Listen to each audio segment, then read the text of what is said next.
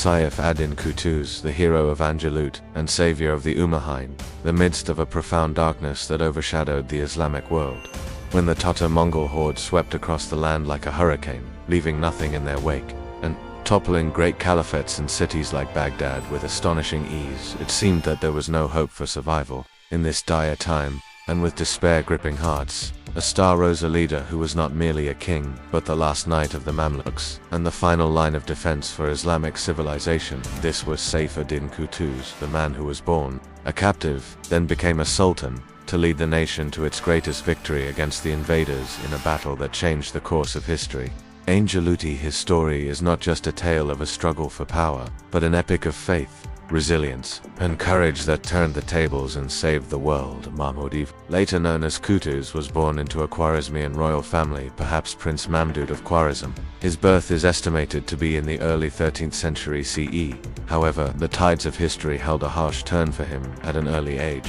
After the Mongol invasion of Khwarezm and the collapse of its state, he was captured as a child. He was sold in the slave market as a slave Mamluk. Qutuz passed through several hands until he arrived in Egypt, where he was bought by Prince Izz-al-Din Abak, one of the prominent Mamluk commanders. In Egypt, Qutuz's new life as a Mamluk began. The Mamluk path was not easy. It relied on rigorous training, continuous learning of combat arts, and loyalty to their masters. During this period, Qutuz displayed intelligence, courage, and innate military talent, which led him to rise quickly through the ranks. He became close to Abak, who later became the first Mamluk Sultan of Egypt after the end of the Ayyubid dynasty.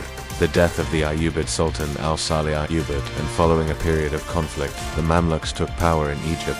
The Mamluk era was turbulent, full of intrigues and power struggles. Qutuz played a significant role during this time. After the assassination of Sultan Izz-al-Din Abak, and the dispute between his wife Shagha-Olda and his son Ali, followed by Shagha-Olda's murder, Qutuz took guardianship of the young Sultan Ali. During this period, he showed great political astuteness and an ability to manage state affairs amidst internal challenges. Qutuz's authority was not entirely stable. He had to deal with other Mamluk emirs who vied for influence, but the greatest threat was not internal. It was coming from the east, a threat that would make everyone forget their differences.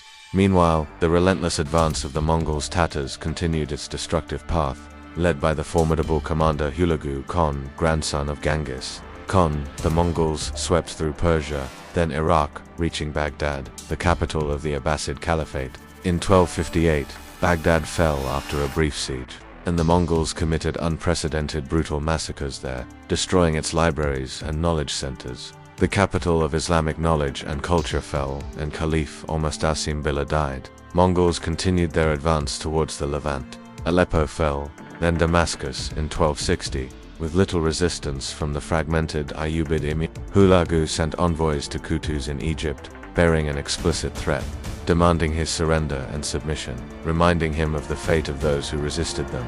The message portended the annihilation of Egypt and the rest of the Islamic world. In this dire time, as many fled from the Levant to Egypt, and despair gripped people's hearts, Qutuz did not hesitate. He realized that this was not a time for hesitation or compromise. He met with his senior emirs and state scholars, and declared his decisive resolution: confrontation. Qutuz's decision to confront was historical and courageous. He prepared his army in Egypt, gathered the Mamluk emirs who had fled from the Levant, and mobilized volunteers. The nation looked to him, and he knew that failure meant the end of Islam in the East. Before advancing, Qutuz made another bold decision. He realized that the young Sultan Ali's existence was a weakness that could be exploited by internal strife, and that the nation needed strong, unified leadership.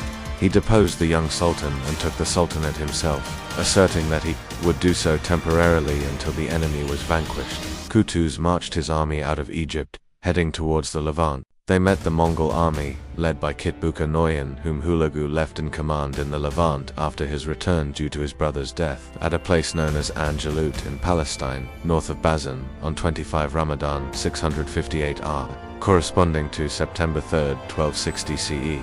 The battle was decisive. Qutuz employed a clever military tactic. He placed part of his army in an ambush among the hills and advanced with the other part. When the battle began, the Muslims started a tactical retreat to lure the Mongols forward. But the Mongols, accustomed Two easy victories, pressed forward with forethought at a pivotal moment.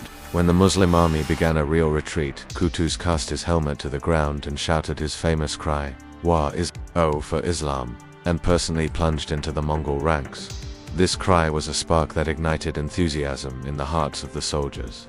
They reorganized their lines and charged, led by Qutuz and his comrade Baybars, who played a significant role in this battle. A fierce battle ensued, with the scales tipping back and forth. The Mamluks employed their superior fighting tactics such as hit and run, precise archery, and then engaging in close combat with swords. They withstood the shock of the Mongol cavalry. In the end, the Mongols suffered a crushing defeat. Their commander Kitbuka was killed, and their army scattered. This was the first major defeat the Mongols had suffered in a decisive battle since the beginning of their devastating advance. The victory at Ain Jalut was a legendary triumph. It saved Egypt and the Levant from certain destruction and halted the Mongol advance that threatened the entire world. It restored hope to the hearts of Muslims and proved that the Mongols were not an invincible force. After the battle, Qutuz returned triumphantly to Egypt. However, fate held a sudden and tragic end for him. While on his way back, he was assassinated by a group of Mamluk emirs, including Baybars, for reasons related to the struggle for power and perhaps disputes over the distribution of spoils or a promise Qutuz had not kept to Baybars regarding the Sultanate. Saif ad-Din Qutuz died in 1260, just a few months after the greatest victory in his history. Although his life was short and his end tragic, his legacy remained eternal.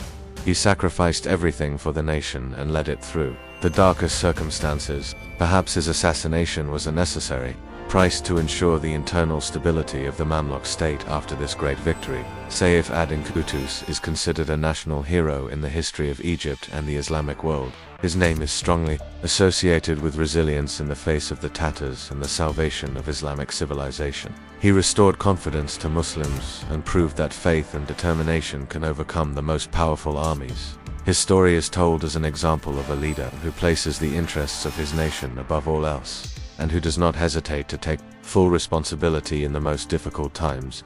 Without Qutuz's courage and determination, the map of the world today would be very different.